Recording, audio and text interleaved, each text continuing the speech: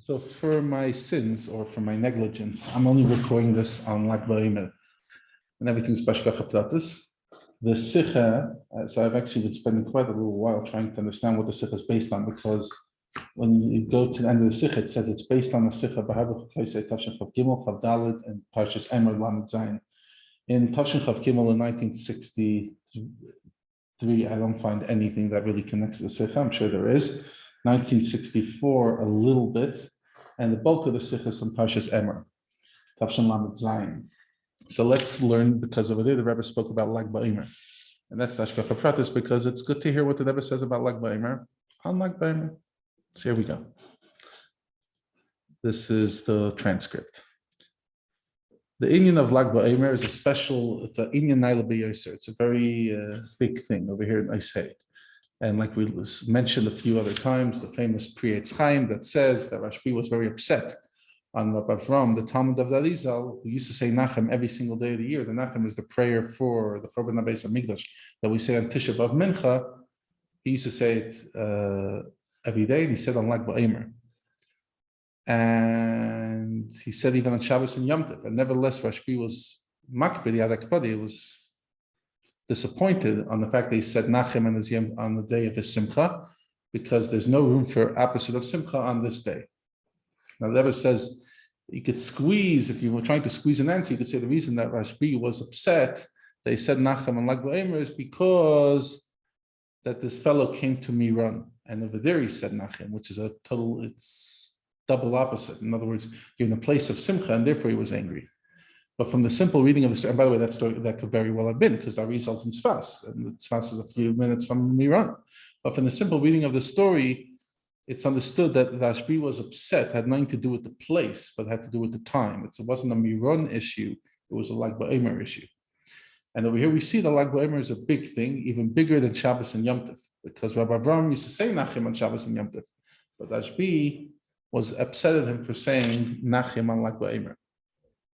And now we can understand why we're having a farbrengen on the Shabbos after Lag Baomer. General, having a farbrengen is a great thing. As it says in the Cholzu from the Rebbe Rashab, that Chassidim coming together is incredible. And we know from the Firik Rebbe and the Rebbe Rashab, etc., about the incredible thing. So much so that the Rebbe Nishmas Eden, the Rebbe Rashab said, he thinks it over and he's upset that he didn't put more effort to be in the Chassidish farbrengens. And especially now that we're getting closer to the time of Mashiach. And by the way, I'm also recording this on the first day after we started the new cycle of Rambam. And yes, you will see him at Rambam.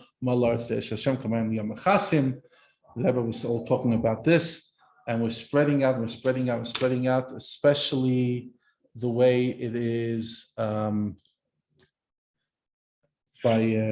Peterburg, etc. And Chassidus is not for one person, it's for everybody, and therefore we need to have a farbrengen. And this connects to Lag Baomer, because Rashbi, his Inyan was Primus HaTorah. And we see by Rashbi a similar thing that happened by the Alter Rebbe, similar to what the Chazal say, that whatever happened to Yaakov happened to Yosef. So whatever happened to Rashbi happened to the Alter Rebbe. Interesting connection.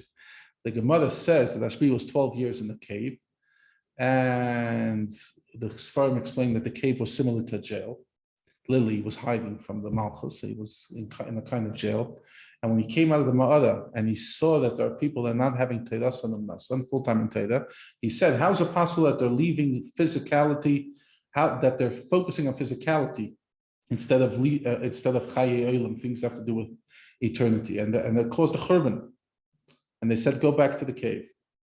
And only after the 13th year was the world able to tolerate them, and they went out to the world, and whatever Rabbi Lazar was damaging, Rabbi Shimon was healing.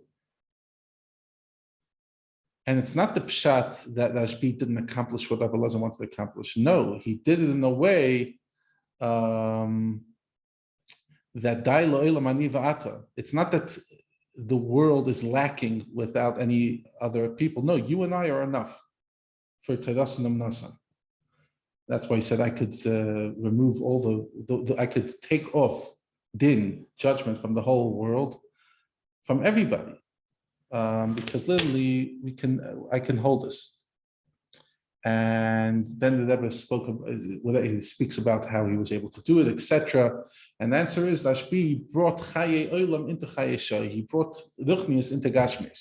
Chaye Olam is the life of the world, and it's higher than the world. Chaye Shai is temporary, it's limited, and he was able to bring the infinite into finite. And that's what was accomplished after the 13th year and not the 12th year. That we've explained elsewhere. It's explained the difference between 12 and 13, that 12 is limited, and 13 is Hechaf and Seder Shtalshlis and Hechaf and Magbala, and that was accomplished after the 13th year. And we could say, similar to the Alter Rebbe, that after Peterburg, Hafatz Chassidus happened in an entirely expansive way, and that's why we're having the farbrengen now to expand and to farbrengen, etc. And whatever you couldn't accomplish in Lag Baomer, you could accomplish now. And Rebbe continued talking about for a while about Lag Baomer, but I just thought that was an interesting nugget to share.